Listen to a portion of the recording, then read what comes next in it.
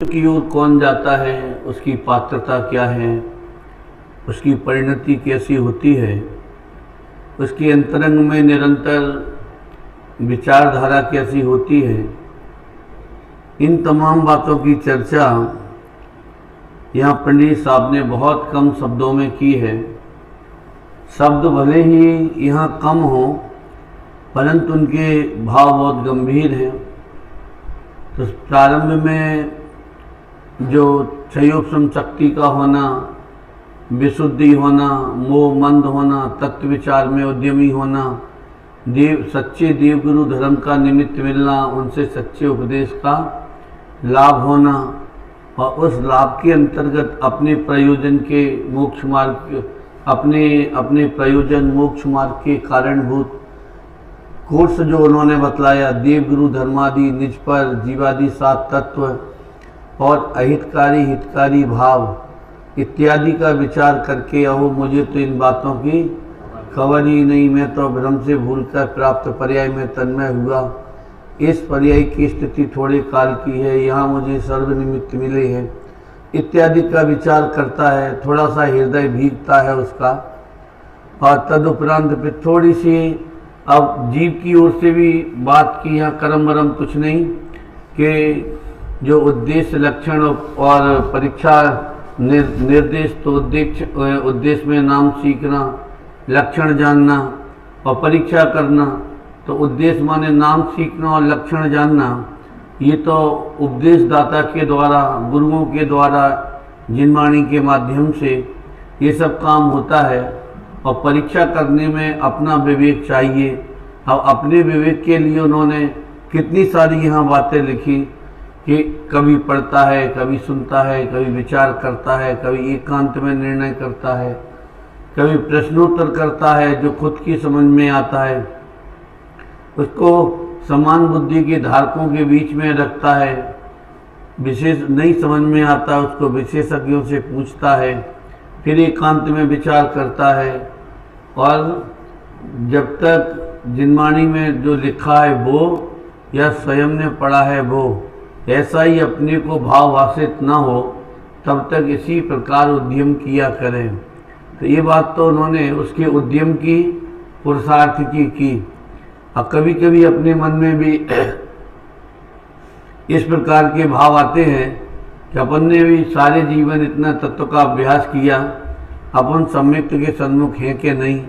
तो आप अपनी परिणति को और पंडित टोडरमल जी साहब की इन वचनों को दोनों को तालमेल बैठाल कर देखो तो अपने को पता चलेगा कि हम भी सम्यक्त के सन्मुख हैं कि नहीं। और सम्यक्त के सन्मुख वाला इतने काम करता है तो अब कभी कभी लोग उल्टा भी इसका अर्थ लगाते हैं कि साहब वो तिरेंज कहाँ इतना पढ़ते हैं बताओ।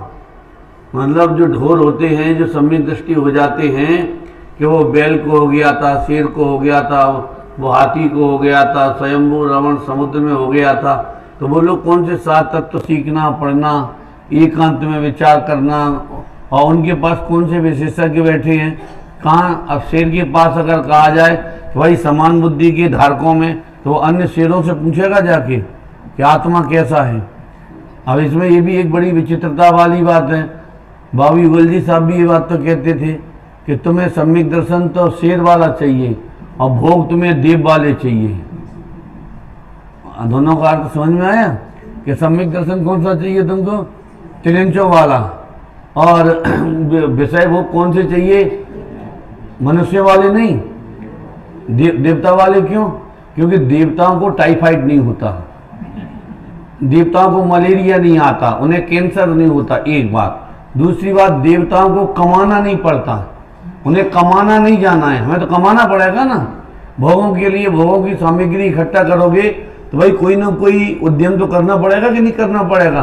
तो भोग तो वो निरंतर वाले चाहिए, वो नंदन घूमने वाले। और सम्यक दर्शन धर्म मार्ग में आएगा तो कहता है कि साहब वो शेर को हो गया था, उसने कौन पढ़ा लिखा था, हम भी नहीं पढ़े लिखे तो क्या फर्क पड़ता है। तो ये मायाचारी मोक्ष मार्ग में ये नहीं चलेगी। तुम जिस पद में हो, जिस पर्याय में हो, उस पर्याय के दायित्वों को निभाओ, उस पर्याय के मतलब में करने योग्य जो कर्तव्य हैं, उस पर्याय में करने योग्य जो कार्य हैं, उन कार्यों को करो। अब वो तिरंचों की थी एक वो पर्याय है, अब उस पर्याय में वैसे कार्य संभवित नहीं है, वैसे कार्य नहीं हो सकते, तो मनुष्य पर्याय में वैसे कार्य हो सकते हैं। तो अब कभी कभी लोग कह देते हैं कि साहब तुम वो शादी विवाह होता ना तो खड़े खड़े बफे में भोजन करते, कि तुम खड़े खड़े क्यों खाते हो भैया, तो हमारे मुनराज भी तो खाते हैं। तब ये कोई उत्तर है तुम्हारा? तो मुनराज खड़े खड़े, कभी कभी तो लोग पागलपन में ऐसा ही बोल जाते हैं कि हमने केवल हमारे 27 मूल गुण रह गए। क्या कहा? 27 रह गए माने एक हो गया, कौन सा? खड़े खड़े भोजन करते हैं। हाँ, अभी लोगों को अंदर में इसके प्रति कितनी उपेक्षा जैसा भाव है, मेरे कहने का तात्पर्य गंभीरता नहीं है मतलब। और जिस दिन जीवन में गंभीरता आ जाएगी मनुष्य पर्याय के प्रति, अनंत भावों के प्रति, आत्मा के प्रति, रत्नात्रय के प्रति, अगर जीवन में गंभीरता आ जाएगी तो फिर जी ये ऊट पटांग के न तो प्रश्न खड़े होंगे और न तुम इस प्रकार की स्वच्छंदता की भाषा का प्रयोग करोगे, भाषा निकलेगी नहीं भीतर से वो। तो ये सब पंडित साहब ने लिखा और फिर बाद में उन्होंने कहा, थोड़ा सा भाव भाषण की उन्होंने चर्चा की एक पेज में कि साहब जैसा भगवान ने कहा है हम वैसा ही मान ले, तो इसमें बुराई क्या है, क्योंकि भगवान हमारे सच्चे हैं, कल्पित नहीं है। और फिर हमें भगवान पर पूरा भरोसा है कि भगवान ने जो कहा है दिव्य ध्वनि में 100 इंद्रों की उपस्थिति में, वो हमको स्वीकार है। तो टोडरमल जी साहब कहते कि नहीं, क्यों? कि क्योंकि वचनों से की गई प्रतीति वो अप्रतीतिवत है। क्यों अप्रतीतिवत है? कि कभी किसी दूसरे के वचनों से तुम उस प्रकार का ढुल जाओगे, उस प्रकार का तुम विचार करने लगोगे। इसलिए और अगर उस वस्तु के प्रति, उसके स्वभाव के प्रति अगर तुम्हें सच्चा भाव आसन हो गया तो फिर अनेकों कारण मिले तो अभी कोई तुम्हारे श्रद्धान को डिगा नहीं सकता। और फिर बाद में उन्होंने किसकी परीक्षा करें किसकी नहीं करें, हे उपाधि क्या है, गे क्या है, और गे तत्व में भी मतलब हम कौन कौन से गे होगी, तो उन्होंने कह दिया कि जिनकी परीक्षा हो सके उनकी परीक्षा करो और जिनकी नहीं हो सके उसे आगम प्रमाण मान लो। अब सुमेरु पर्वत की तुम क्या परीक्षा करोगे, नरक सुरक की क्या परीक्षा करोगे, असंख्यात द्वीप समुद्रों की तुम क्या परीक्षा करोगे, कर्मों की क्या परीक्षा करोगे? ये उपद्गल परमाणु दिखते तो है ही नहीं है कि साहब वो हम पहले चश्मा लगा के ये देखेंगे हमारे कौन से कर्म का उदय चल रहा है। अरे वो उदय का तुमको फल दिखाई देगा, उदय दिखाई नहीं देगा, क्योंकि कर्म इतने। टोडरमल जी साहब ने चौथे अधिकार में सातों तत्वों में एक ही बात लिखी, कॉमन जो की है उन्होंने। क्या कॉमन बात की है? कि कर्म तो सूक्ष्म में वे तो दिखाई देते नहीं, सब में लगाया उन्होंने कि कर्म तो सूक्ष्म में वे तो दिखाई देते नहीं। तो कर्म के उदय में जो मिलता है उससे झगड़ा करने बैठ जाता है। हमने आपकी बात नहीं मानी, आपकी बात नहीं सुनी, तो तुमको हम दोषी दिखाई देंगे, पर तुम्हारे कर्म के उदय के कारण हमारा परिणमन होना नहीं होना ये तो सब उदयाधीन है। क्योंकि जो नौकर्म जितना भी है, संयोग जितना भी है, ये विकल्पाधीन नहीं है, ये उदयाधीन है। ये जो उदय में होगा। अब जैसे लोग कभी कभी कहते साहब हमारी उनसे कभी कोई लड़ाई नहीं हुई, आज तक हमने एक शब्द भी नहीं कहा, और पता नहीं जब भी वो हमें देखते हैं तो गालियां देने लगते हैं। तो वो गालियां नहीं देते हैं, वो तुम्हारा उदय उनसे गालियां दिलवाता है। ये बात जब हम देखते हैं कि क्या अकेली सीता ही सुंदर थी, इसकी 18,000 रावण की जो रानियां थी क्या वे सुंदर नहीं थी?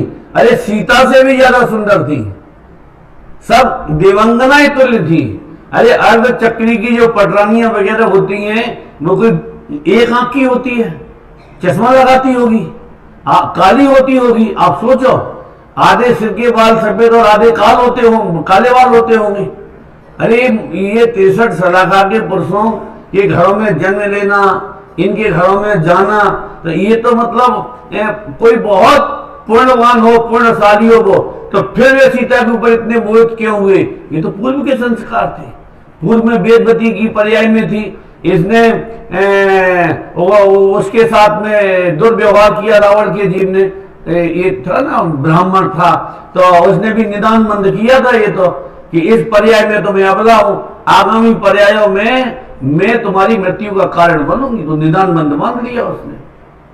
तब इसमें मतलब लोगों को लगता है सीता बहुत सुंदर थी इसलिए रावण उठा ले गया, वो सुंदरता के कारण नहीं, तो पूर्व के भी तो संस्कार हो सकते कि नहीं हो सकते हैं।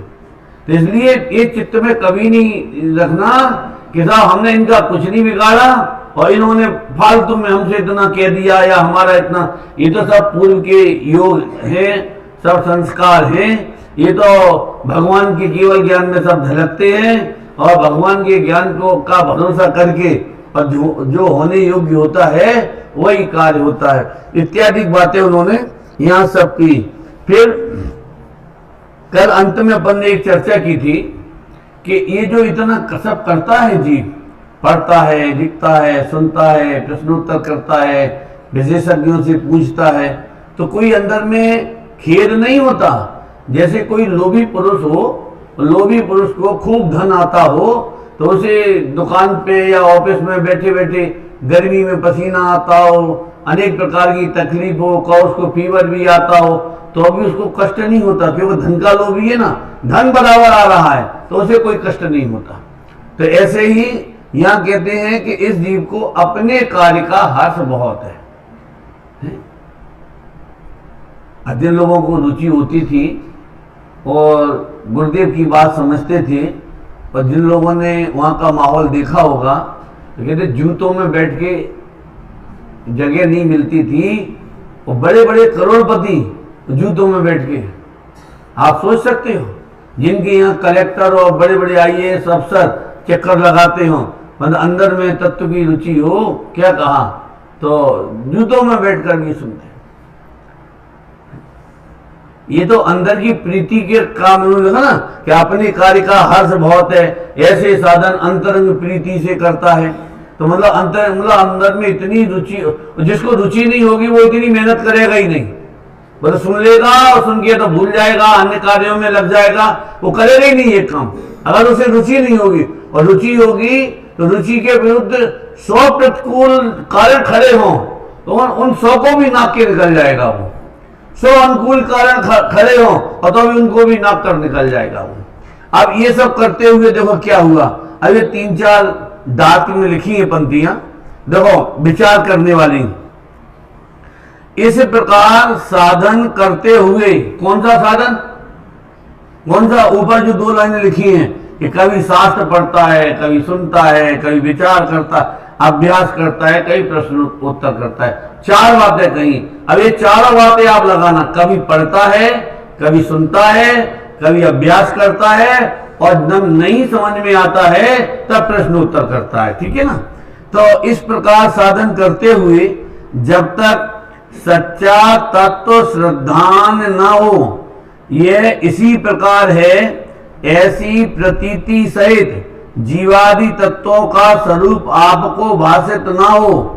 तीसरा, जैसे पर्याय में अहम बुद्धि है वैसे केवल आत्मा में अहम बुद्धि ना आए। और चौथा, हित अहित रूप अपने भावों की पहचान ना हो। अभी ये सब पहला क्या था, सच्चे तत्व का श्रद्धान ना हो। तो ये सब पूरा जो काम है, तो ये पूरा काम तो तत्वार्थ श्रद्धान के लिए ही तो है।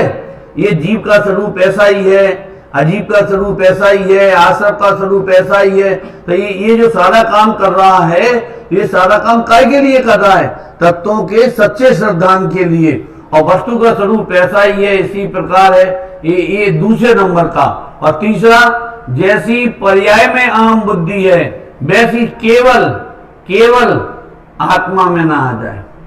जैसे हमें पैसे रूप पर्याय में जैसे कैसी अहम बुद्धि है कि हम मर पचकर भी उसकी रक्षा करना चाहते हैं, बढ़ाना चाहते हैं, क्या कहा, उसकी रक्षा करना चाहते हैं।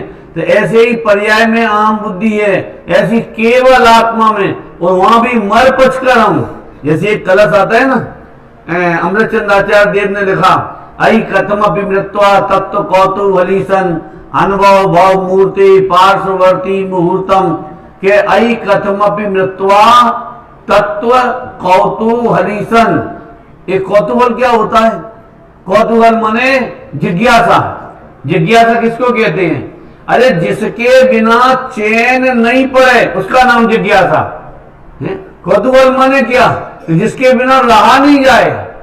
अंदर अंदर में निरंतर ये भाव रहे कि अब ये मिले, अब ये दिखे, अब ये मिले। और उसके लिए तो एक शब्द का प्रयोग और आता है ना, कहते वो आसन्न भव्य जीव है, निकट का भव्य जीव। तो वो आसन्न भव्य जीव क्या, कैसे अपन लगाएंगे कि आपन आसन्न भव्य जीव है कि नहीं? जैसे वहां उस पिलर से और इधर इस पिलर तक एक रस्सी बांध दो आप, रस्सी, आसन्न भव्य की बात बता रहा हूं। और वो इतनी हो कि अपन उछलें तो केवल 1 या 2 अंगुल केवल रह जावे पकड़ने के लिए। और अपन सब दिन मेहनत उसके, मतलब ये इसको हम अब पकड़ लेंगे, अब पकड़ लेंगे, अब पकड़ लेंगे। निरंतर जो उसके लिए जो अभ्यास किया जाता है, तो ऐसे कहते हैं आसन्न भव्य माने क्या? हम किसको आसन्न भव्य कहेंगे? कि स्वरूप की भावना वाता है, स्वरूप को पाना चाहता है, स्वरूप की भावना वाता है, स्वरूप में स्थिर होना चाहता है, रागादिक भावों से पूरी तरह से इसको निवृत्ति है, तो उसका नाम वो कहते हैं कौतूहल। जिसके बिना रहा नहीं जाए उसका नाम कौतूहल। कैसे? कैसे कौतूहल? जब अंजना की और पवनंजय की क्या हो गई थी? इंगेजमेंट हो गई थी, हैं? और इंगेजमेंट हो गई थी, पर इसने देखना चाहता था, मिलना चाहता था। तो अभी पहले तो, अब आज जैसा माहौल तो था नहीं कि शादी के पहले घूम भी आते हैं, सब कुछ कर लेते हैं, मोबाइल पकड़ा दिया, पूरी रात बात करते हैं। मेरे को तो यही समझ में नहीं आती बातें क्या करते हैं ये लोग। लोग कह देते हैं कि सब वो अब तो सब चलता है। अब उस समय पवनंजय के पास भी मोबाइल नहीं था, अंजना के पास भी नहीं था। अब तो वो आमने सामने का जो माहौल होगा वही होगा, है? फोन पे तो बात हो नहीं सकती है उनकी, नहीं तो वो फेसबुक पे बात करते हैं, क्या सुनते हैं, व्हाट्सएप पे बात करते हैं। और वो कौन सा ग्राम आता है?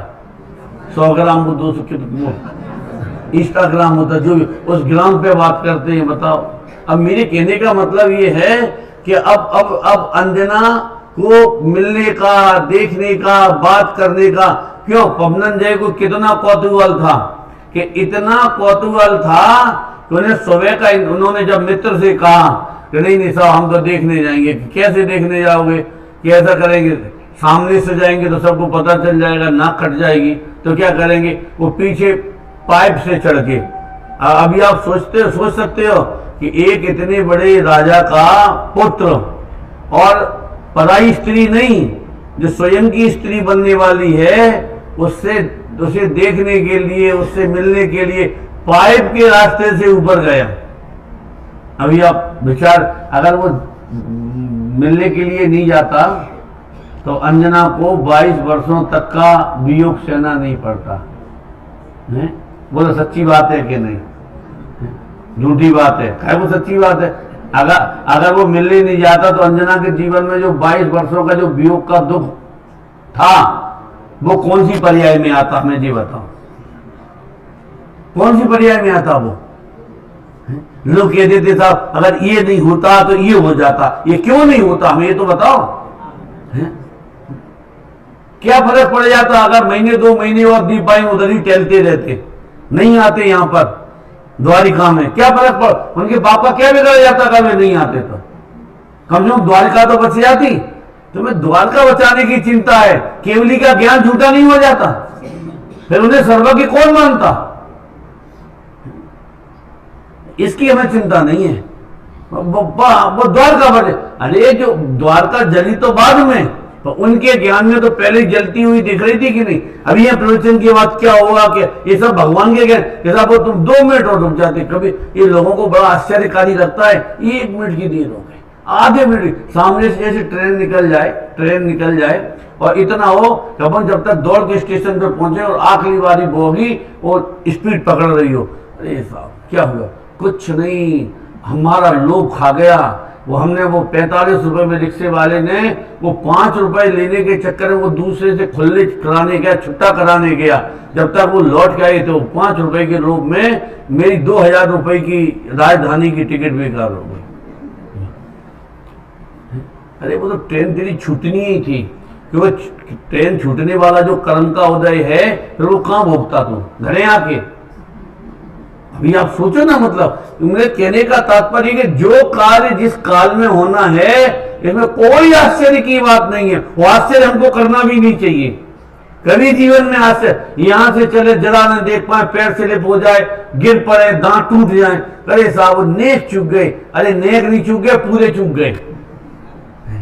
नेक देर नहीं हो गई तुम्हें स्टेशन पे, पूरी देर हो गई।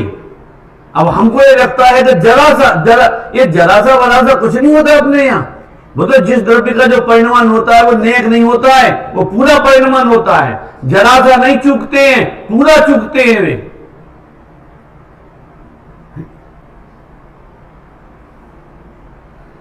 ये तत्व ज्ञान है, इससे अनंत समता मिलती है, इससे अनंत शांति मिलती है।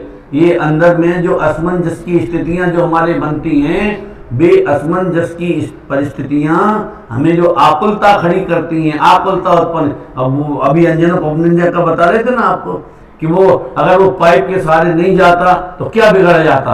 कम से कम अंजना का पवनंजा का वियोग नहीं होता। वो 22 वर्ष फूकट में निकल गए। 22 वर्ष में कम से कम 4 से 10 तो बच्चे हो जाते। क्यों? तो अब ये और वो अभी आप देखो, हम आपसे एक बात करें, वो चकवा चकवी नहीं मिलते वहां पे, रोना उनका नहीं अगर पवनंजा सुनते तो क्या होता कैसे नहीं। वो चकवा चकवी का जो वियोग देखा था तो वो तो देखकर ही तो उनको याद आई वापस अंजना की। आप विचार तो करो, अगर वो नहीं होता तो अंजना ऐसी हालत में पड़ी रहती, वरना अरे होती कैसे नहीं। उसका 22 वर्ष का जो कर्म का उदय था वो ढीला पड़ गया, उस जाति का निमित्त मिल गया, उन दोनों का समागम हो गया। भाई 9 कर्म में जब तक आप उदय को सामने नहीं रखोगे, कर्म को सामने नहीं रखोगे, तब तक संयोगों के प्रति समता उत्पन्न नहीं होगी तुम्हें। तब तक समता नहीं आएगी संयोगों के प्रति, जब तक उदय को तुम सामने लाके खड़ा नहीं करोगे। अब वो समस्या बस वही है जो अभी मैंने कहा ना, टोटल मर्जी साहब ने क्या लिखा है, ये कर्म तो दिखाई देता नहीं है। अब वो कर्म नहीं दिखता, कर्म के उदय में संयोग दिखाई देते हैं, तो वह जितना भी हमारी पास बुद्धि है, ज्ञान है, वो सब पूरा का पूरा संयोगों के ऊपर लागू हो जाता है। तो चर्चा किसकी थी? कुतूहल की। क्या ही कथमपि मृत्वा तत्व कौतूहलीसन अनुभव भाव मूर्ति पार्श्ववर्ती मूर्तम, के वो के तत्व के प्रति कितना कौतूहल, कि इतना कौतूहल हो जा कि अगर मरने की बात नहीं कर रहे, मरण जैसे प्रसंग आए तो भी तुम्हें आत्मा के जानने का अंतरंग में उद्यम होना चाहिए। हमें तो एक पसीना आए तो ही घर याद आने लगता है, थोड़ा खाना अच्छा नहीं मिले तो घर याद आने लगता है। क्या कहा है, थोड़ी सी प्रतिकूलता हो, रहने की यहाँ व्यवस्था देवलाली में ठीक नहीं मिले, का फायदा, जैसे तो घर ही अच्छी रहती। तो तुम क्या आत्मा का अनुभव करोगे? जरा सी प्रतिकूलता में जैसे तो घर ही अच्छे थे, ये खाना ने माफिक नहीं बैठा, जैसे तो घर काय के घर अच्छे थे। मतलब वो दलदल में से निकला है और उसी दलदल में घुसने की भावना होता है। जब तक तुम्हें वो घर दिखाई देता रहेगा तो ये घर तुम्हें कभी घर दिखेगा ही नहीं। कभी तुम सोच ही नहीं पाओगे कि निज घर भी कोई घर है, रत्नात्रय भी कोई घर है, ये कभी तुम विचार ही नहीं कर पाओगे। आज जिनको शाम को जाना है, सबकी अटैचियां बिल्कुल पैक रखी होंगी, इंतजार केवल भोजन का होगा। भोजन लिया, सूटकेस उठाया और जा रहे हैं। अभी मतलब कि अभी अपने घर जाना है, अभी आप विचार करना, बोलो 4 घंटे पहले से सामान समेटते हैं कि नहीं? आपकी नहीं कह रहे, हमारा भी समेट गया होगा।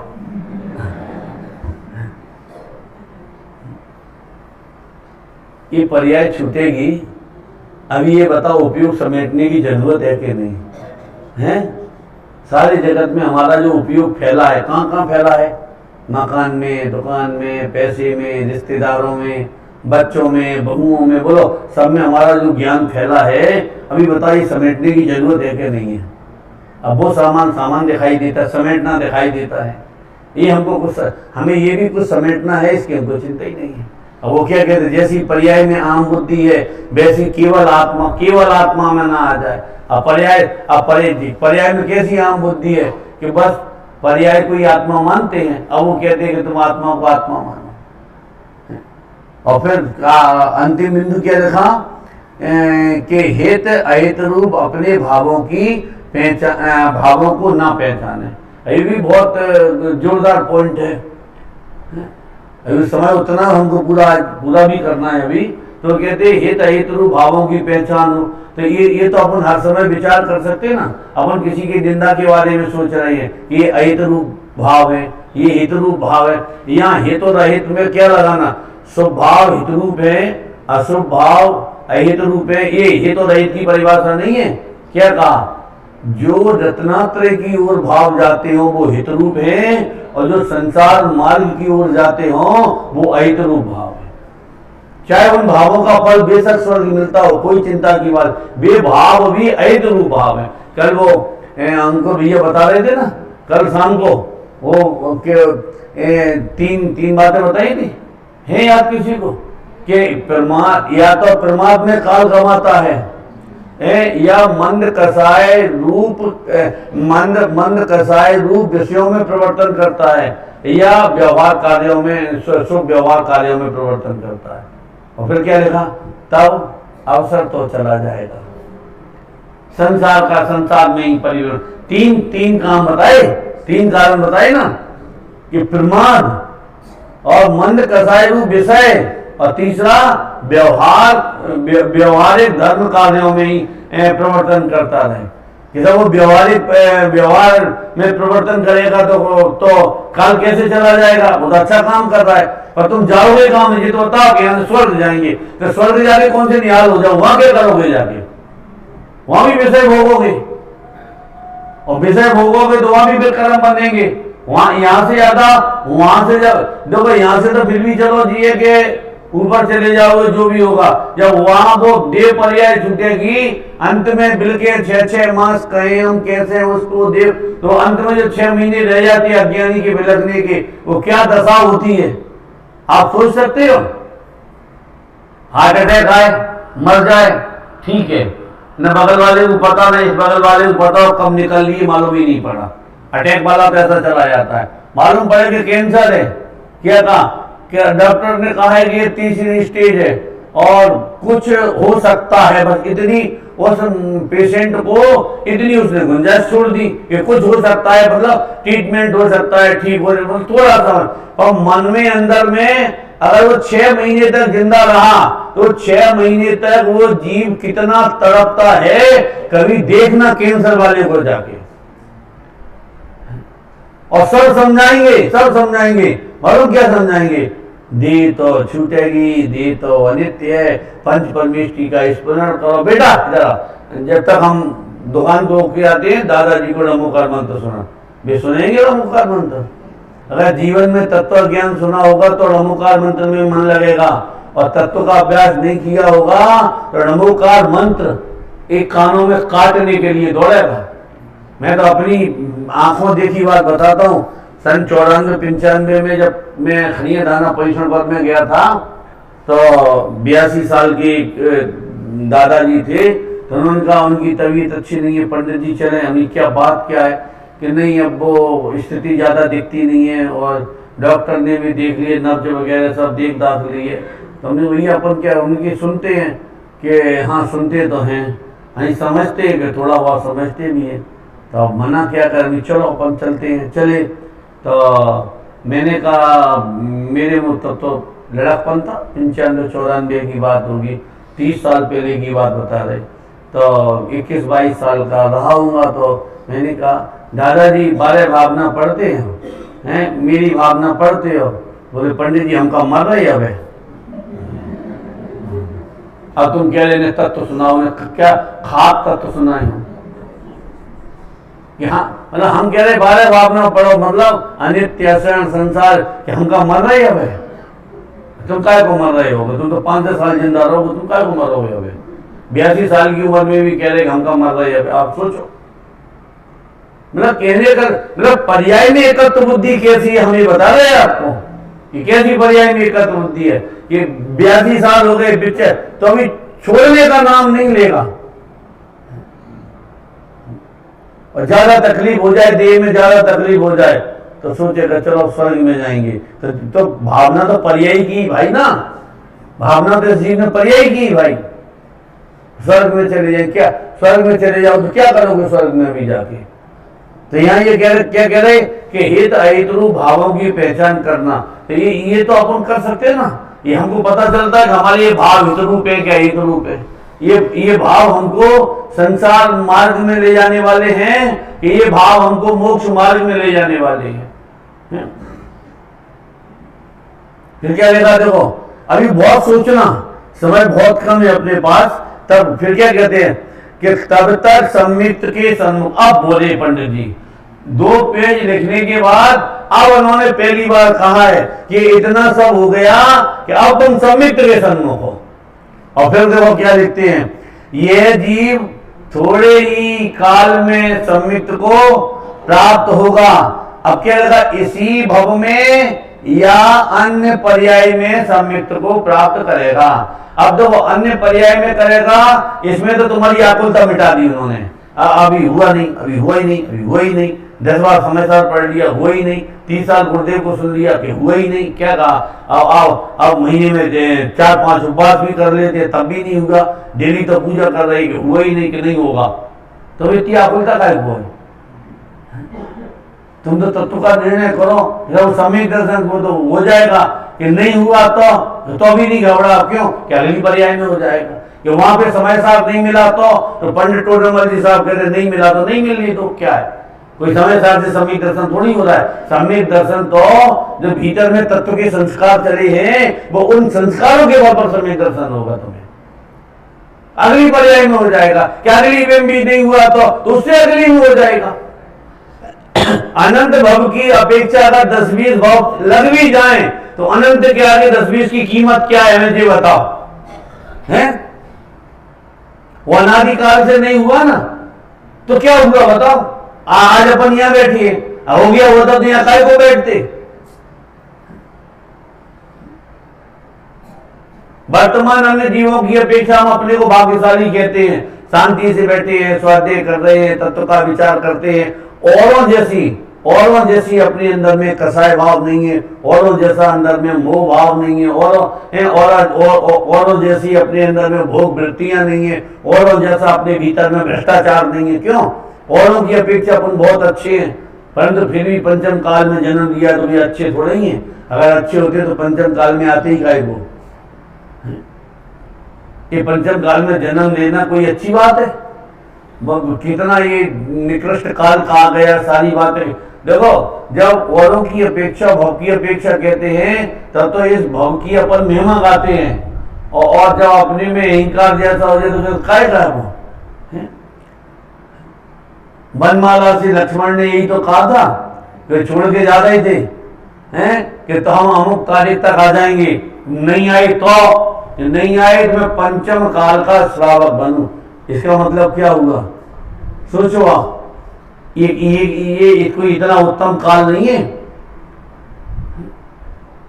आप विचार कर सकते। मतलब ये कोई इतना उत्तम काल नहीं है जिसके लिए हम सीना फुला के चलते हैं। तो यहाँ ये क्या करे कि इस भव में होगा या अन्य पर्याय में। अब अन्य पर्याय में सम्मित को प्राप्त करेगा, परंतु तत्व निर्णय करता है तो सम्मित जरूर मिलेगा इस जीव को। आत्मा की अब वो जब वो फिर कहते हो कब मिलेगा, तो वो कलश टीका की वो बात याद आती है ना, चौथी कलश की टीका में लिखा चाहे जितना पुरुषार्थ करो काल अवधि आए बिना कार्य की सिद्धि नहीं होगी। केवल ज्ञान में नोंद है कि जब तेरी काल अवधि आ जाएगी उसी प्रकार से निमित्त बनेंगे, वैसे ही कर्मों का उदय आएगा और वैसे ही तेरी परिणति होगी, वैसा ही तू भेद ज्ञान करेगा और वैसा ही तू स्वरूप में उतरेगा। अब देखो आगे, इस भाव में अभ्यास करके परलोक में, और अब देखो तिरेंच आदि गति में भी जाए तो वहां संस्कार के बल से देव गुरु शास्त्र के निमित्त बिना भी, अब देखो कितनी बड़ी बात, किसमें ताकत ये कह सकते हैं? ये तो कह रहे हैं कि देव गुरु धर्म के निमित्त के बिना भी सम्मिलित हो जाएगा। और लोग बाग शुभ भाव में इसलिए अटके हैं, किस लिए कि अगले जन्म में भी हमें ये मिले, वे मिले उसके लिए ये भाव खोदो। तुम सब भावों में, तीर्थ वंदना में, इनमें उनमें तुम लगे। हम उसकी वो नहीं कह रहे ये सब छोड़ छाड़ के बैठ जाना। ये तो कह रहे कि त्रियंच आदि को देवगुरु धर्म के निमित्त के बिना भी सम्यक की प्राप्ति हो जाए, कोई बड़ी चीज नहीं है इसमें। परंतु किसी चीज के लिए हमको ये भाव गंवाना, भाव नहीं, एक पल भी गंवाना ये हमको योग्य नहीं है। हमारे कर्तव्यों में नहीं आता कि हम एक पल भी हम इसका मतलब खराब करें। मतलब बहुत कहना है इसमें, परंतु मुझे नीचे के एक पैराग्राफ और पढ़ना है अभी। देखो, क्योंकि ऐसे अभ्यास के बल से मिथ्यात्व कर्म का अनुभागहीन होता है। अब देखो कैसी बात कह रहे हो, हैं सम्यक दर्शन के अनुभाग समझते हो, पावर, शक्ति। मिथ्यात्व कर्म का अनुभागहीन होगा।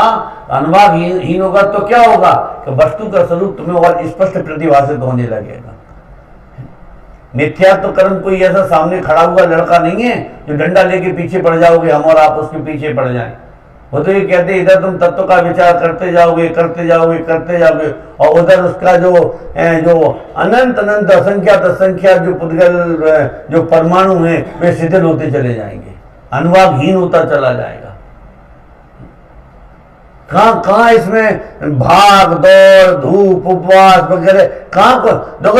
ये पूरा अपन ने प्रकरण पढ़ा, इस पूरे प्रकरण में कहीं ऐसा लिखा कि अब तुम सम्यक दर्शन के लिए ये करो, ये नहीं करो, यहाँ जाओ वहां जाओ, इनका सुनो उनका सुनो। यहाँ तो जी कह रहे हो, ये कह रहे हैं कि तुम यहाँ वहां जा रहे हो ना, अरे तुम चुपचाप एक घर के कोने में बैठ जा।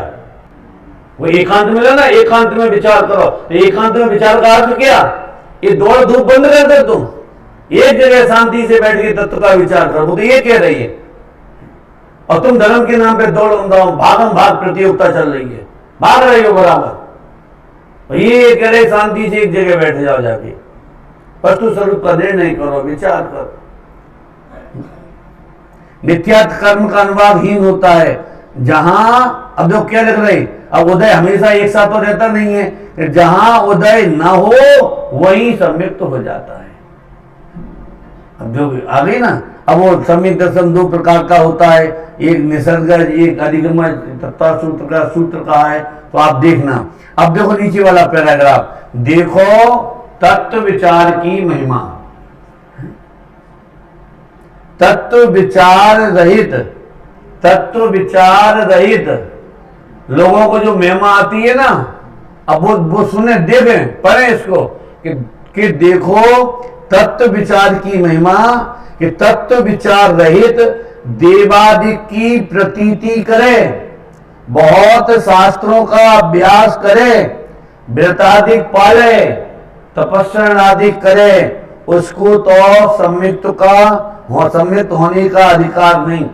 ये पंक्ति हर किसी के गले, अपन लोग तो लोग सुनते हैं, अनेकों बार पढ़ी है, और टोडरमल जी साहब के प्रति अपने को पूर्ण बहुमान भी है, पूरी श्रद्धा भी है, उनके बलिदान को भी अपन याद करते हैं। तो ये सब है, तो अपने गले तो कुछ ना कुछ उतर जाते हैं।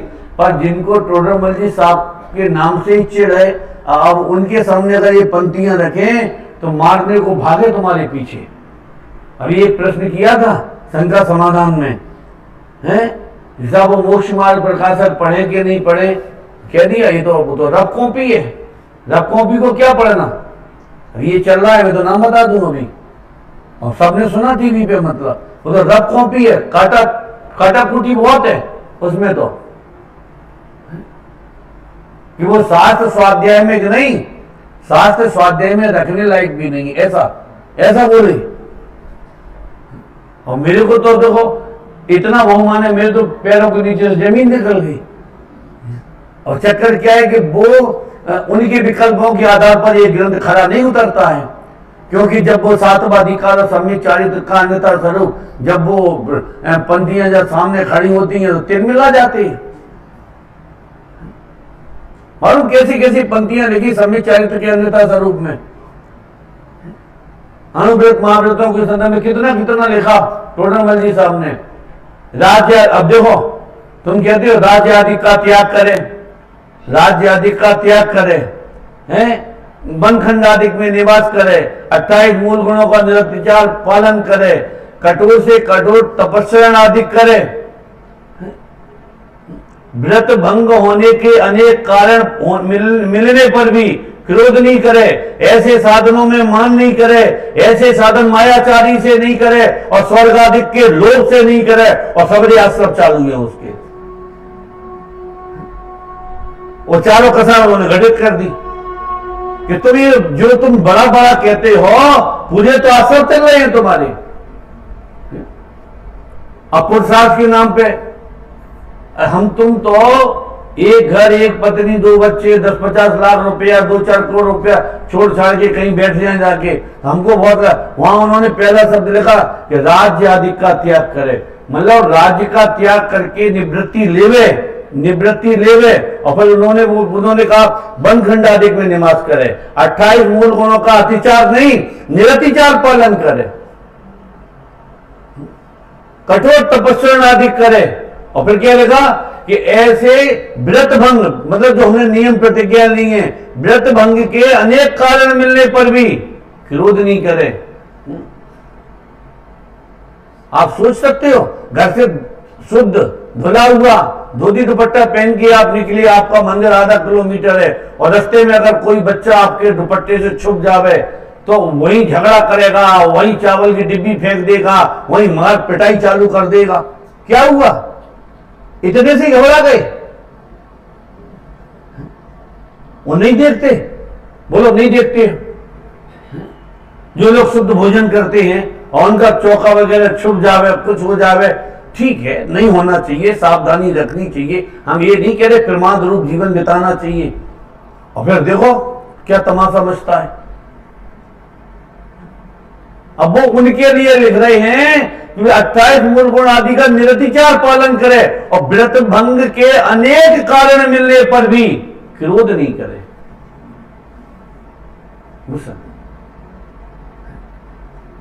ठीक है, हो गया सो हो गया, व्रत भंग हो गया सो हो गया, प्रायश्चित लेंगे इसका, और क्या है। व्रत भंग होने के अनेक कारण मिलने पर भी क्रोध नहीं करे, ऐसे साधनों का मान नहीं करे। हम महान, हम बड़े, हम ये कर देंगे, देखो हमने इतने उपवास किए, इतने व्रत किए, हमने इतनी पूजाएं की, क्यों हैं? ऐसे साधनों का मान नहीं करे, और ऐसे साधनों में मायाचारी नहीं करे, और स्वर्ग आदि के लोभ से नहीं करे, और फिर भी सबरे आश्रत चल रही। किसको कहते मुक्ति का मार्ग? सम्यक दर्शन क्या चीज है? किसको कहते मुक्ति का मार्ग? देखो तत्व विचार की महिमा बहुत।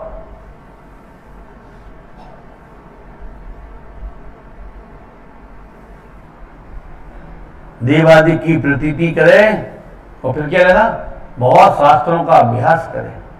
अभ्यास जुदी चीज है, तत्व विचार जुदी चीज है, ये यहां से निकालो। लोगों से क्यों भैया नहीं स्वाध्याय तो हम 1-1.5-2 घंटे डेली करते हैं, मना कर रही है वो। तुम 1-2 घंटे ही कह रहे, बहुत शास्त्रों का अभ्यास करें, अभ्यास करें और तत्व विचार नहीं करें। इसीलिए लोग कहते हैं कि साहब हम अभ्यास बहुत करते हैं पर कसाई बंद नहीं होती, हम बहुत सुनते हैं मुंह बंद नहीं होता, सारी जिंदगी सारा जीवन सुनते रहते हैं और मुंह हमारा जो का त्यों बना बैठा रहता है। बहुत शास्त्रों का अभ्यास करे, बहुत देवादि की प्रतीति करे। देवादि की प्रति माने देव गुरु धर्म के की परम श्रद्धा हो, अन्य देवी देवताओं के पास नहीं जाता हो, गर्दन कट जाए पर अन्य के सामने नमस्कार आदि नहीं करे। देवादि की प्रतीति माने क्या? भगवान को पूजन में चावल चढ़ावे तो एक एक चावल देख देख के चढ़ावे, सजा है तो चढ़ा दो, टूटा है तो हटा दो, छांट छांट के बड़े बड़े बादाम चढ़ावे। सुबह कहा था ना, सोने की थाली में पूजन करे। धर्म कोई अंदर की चीज है, प्रतीति कोई भीतर की चीज है, ये ऊपर से दिखने वाली नहीं है। जीवन में थोड़ा सा बाहर से उदासीन भाव होकर अंदर में झांक कर देखो तो पता चलेगा धर्म किसका नाम है। बहुत शास्त्रों का अभ्यास करे, व्रताधिक पाले और तपस्या आदि करे, उसको तो सम्यक्त होने का किसकी है, किस माई के लाल की ताकत है कहने की कि समय साथ पढ़ रहा हो और उससे आप कहो तुम संयुक्त के अधिकारी नहीं हो। कह के देख लेना कभी। करणान योग में बहुत बड़ा अभ्यासी हो, कह देना तुम संयुक्त के अधिकारी नहीं हो। 3 दिन का रत्नात्रय का उपवास करे, 10 लक्षण करे, 16 कारण के उपवास और तपस्या आदि करे और कह के देखना संयुक्त के अधिकारी नहीं हो। अभी हमको पता चल जाएगा हम कहां बैठे हैं। अधिकारी किसे कहते हैं? अधिकारी किसका नाम है? अधिकारी माने उस पद को ग्रहण करने की योग्यता, उसी का नाम तो अधिकारी है। ये प्रधानमंत्री बनने का अधिकारी कौन? राजा बनने का अधिकारी कौन? तो राजा का पुत्र होना चाहिए। हर व्यक्ति अधिकारी है। एक राजतंत्र होता है, एक लोकतंत्र होता है। ये लोकतंत्र के पहले यहाँ अपने यहाँ राजतंत्र था। तो राजतंत्र मतलब जहाँ क्या राजा का पुत्र ही राजा बनता था, आम जनता या आम कोई राजा नहीं बन सकता था। तो आप बोलो राजा बनने का अधिकार किसे है? आपके प्रधानमंत्री बनने का अधिकार कैसे? बोलो क्या किसे अधिकार है? कि उसकी पहली शर्त है कि भारत का नागरिक होना चाहिए है? दूसरा पागल नहीं होना चाहिए, तीसरा दिवालिया नहीं होना चाहिए। बोलो ये शर्तें लगी हैं कि नहीं लगी हैं? अगर नहीं लगी होती तो अभी तक सोनिया गांधी को काय को मनमोहन को 10 साल बनाती में खुद ही बन जाती। अधिकार किसका नाम है? और ऐसे ये कह रहे हैं कि हम इतना सब करें, पूरे जैन शासन को अपने भीतर में हम समेट के बैठे हैं। देवों की प्रति देवादि की प्रतीति भी कर रहे हैं, शास्त्रों का अभ्यास भी कर रहे हैं, व्रताधिक भी पाल रहे, तपस्या भी कर रहे हैं, सब कर रहे हैं, और तुम कह रहे अधिकारी ही नहीं है। और तत्व विचार वाला इनके बिना भी अधिकारी है। मतलब वो इनमें से कुछ नहीं कर रहा। क्यों? मालूम क्यों? अब इससे एक चीज पकड़ना जो मैं निकालने की कोशिश करना चाहता हूं कि जो ऊपर की पंक्ति, उसके पैराग्राफ ऊपर की पंक्ति में लगा ना कि तत्व विचार से मिथ्यात्व कर्म का अनुभागहीन होता है, समझना।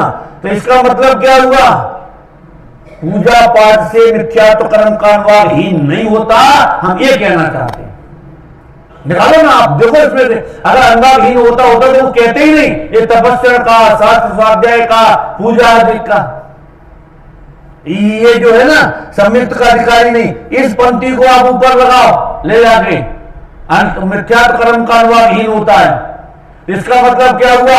स्वाध्याय से मिथ्यात्व कर्म का अनुभागहीन नहीं होता, व्रताधिक से अनुभागहीन नहीं होता, और देव पूजा पाठ करने से, तीर्थ वंदना करने से, दान भक्ति आदि में प्रवर्तन करने से मिथ्यात्व कर्म का अनुभागहीन नहीं होता। जब ये ऊपर नीचे मिलान करते हैं ना, जगत की तो नहीं पता, पर मैं तो अपनी कहता हूं, अंदर से सच करता हृदय कप जाता है। देखो तो कौन अधिकार? मिथ्यात्व कर्म का अनुभव किससे हीन होता है? जो एकांत में बेचारा बैठा है, एकांत में, जो टोडरमल साहब पहले के आए हैं, एकांत में बैठा शांति से विचार कर रहा है, वो मिथ्यात्व कर्म का अनुभवहीन कर रहा है? अब वो स्वधर्मेंद्र जो बना हुआ वो तांडव नृत्य कर रहा है, वो मिथ्यात्व कर्म का अनुभवहीन नहीं कर रहा हो। वो जो 10 दिन से उपासा है ना, जिसने उपवास किया है, वो मिथ्यात्व कर्म का अनुभागहीन नहीं कर रहा हो। और संसार में रुलाने वाला तो ये मिथ्यात्व कर्म है, ये पुण्य पाप नहीं, ये स्वर्ग नरक नहीं, ये रुलाने वाले नहीं है, ये रुलाने वाला तो मिथ्यात्व कर्म है। ओके, मेरे को बस इतना पढ़ना था, बाकी का आप लोग पढ़ लेना, टाइम भी बहुत हो गया, 10 मिनट और आपके ज्यादा हो गए। तो कहने का हमारा तात्पर्य है कि बहुत शांति से बहुत विचार करो, कहां से मुक्ति का मार्ग खुलता है, कहां। इसीलिए कभी कभी मेरे को भी ऐसा भाव तो आखिर आता ही जब पढ़ते हैं, सुनते हैं कि गुरुदेव ने इतना तत्व निर्णय के ऊपर बल दिया, इतने पूरा जीवन एक ही बात, कभी किसी से ये नहीं कहा उन्होंने तुम ये करो और ये नहीं करो। कि सब वो पूजा, कि वो पाठ, कि वो व्रत, कि एक ही उत्तर था उनका, भूमिका के अनुसार भाव आए बिना रहेंगे नहीं, खत्म बात। पूरी बात उन्होंने साफ कर दिया। अब ये सुनो, आत्मा का स्वरूप कैसा है, मित्रात्मा का स्वरूप कैसा है, मित्रात्मा की उत्पत्ति कैसे होगी, राग से भिन्न तुम कैसे भगवान आत्मा को जानोगे। तुम ये सुनो, ये यहां पर आगे नहीं, उन्होंने ये तुम ये छोड़ोगे, इसके लिए उनके ऊपर आरोप भी लगे। चरणान योग का कितना बड़ा आरोप लगा उनके ऊपर।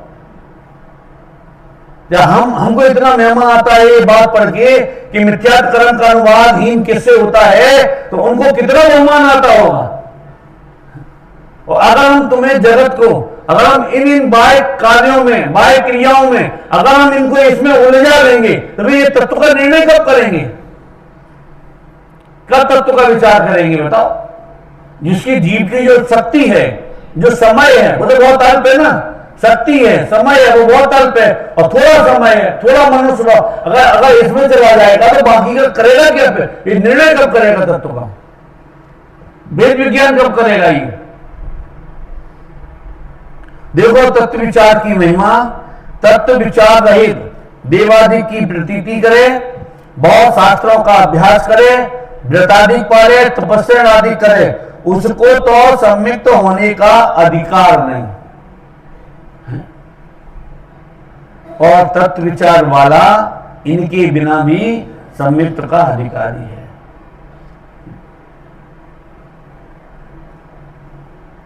तथा किसी जीव को तत्व विचार होने के पहले कोई कारण पाकर देवादि की प्रतीति हो, वह व्रत तप अंगीकार हो, पश्चात तत्व विचार करे, परंतु सम्मिलित का अधिकारी तत्व विचार। अब वो क्या कह रहे हैं, कभी तत्व विचार नहीं हो, किसी जीव ने पहले देवादि की प्रतीति हो, व्रतादि पाले हो, तो परंतु वो कहते हैं बाद में तत्व विचार हो तो उसको सम्यक दर्शन हो जाए, तो वो कहते हो सकते हैं, परंतु उसमें जो सम्यक दर्शन होने में जो मूल कारण बनेगा वो तुम्हारा बाह्य का कारण नहीं बनेगा, वो केवल तत्व विचार।